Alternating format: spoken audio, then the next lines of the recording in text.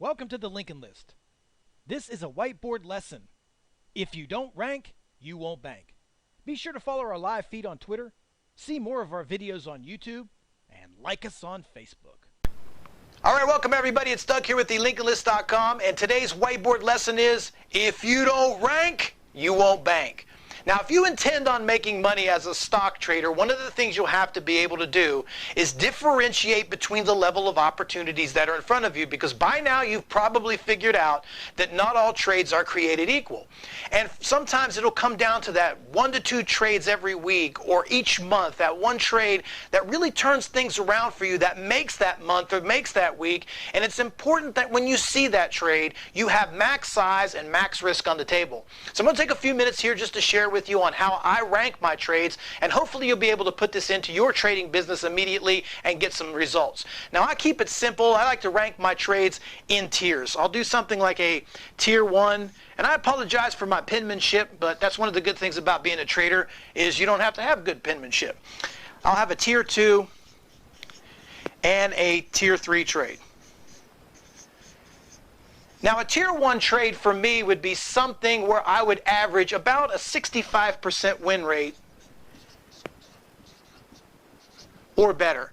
And I got the 65% win rate from my journal, back testing my strategy over a course of time. That's not one trade, that's a series of trades over several months or several years where you're confident that in most cases you will win or you have a 65% edge.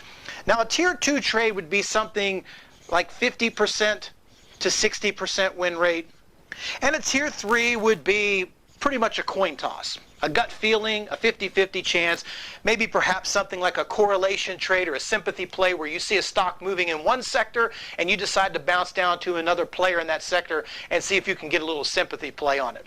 Now, for this demonstration, what we'll do is say your max size is 100 shares. So for the max size on every trade you take is 100 shares. So when a tier 1 play comes by, or when you see a tier 1 play, you should allocate 100% of your max risk where you have the highest probability of success. In that case, the tier 1, 65% win rate, you want to have the max share.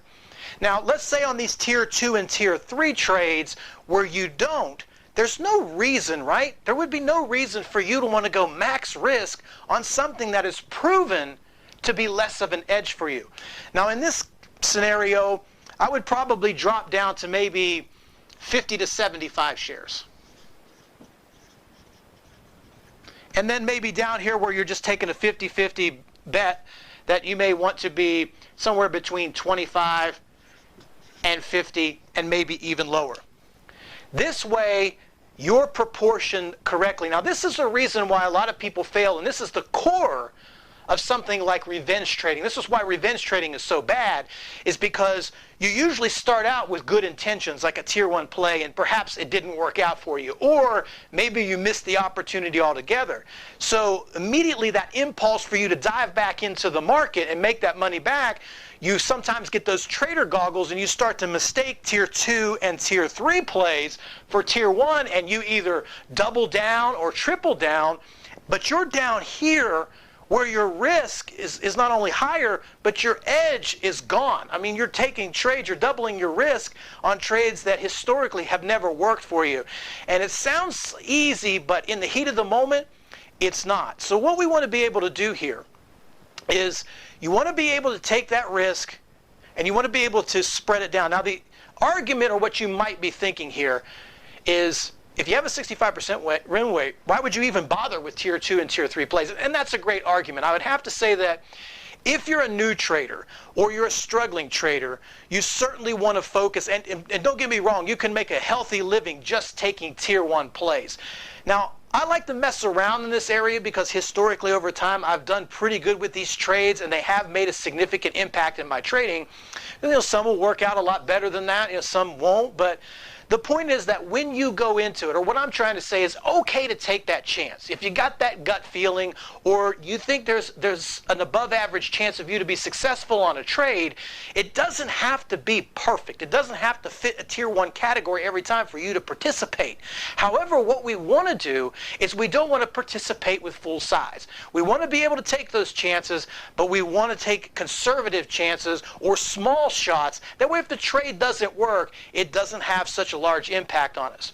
So remember, take your trades, spend a few moments finding where you excel, rank the different levels of trades, and the ones that you do the best on, that's where you want your max size, that's where you want your max risk, because it will be that trade, those trades I should say, over time, that will make the complete difference in your overall trading results. So if you'd like to see some of this stuff in real time, click on the link below, take a 14-day free trial to our live trade room. Other than that, thanks for watching this video.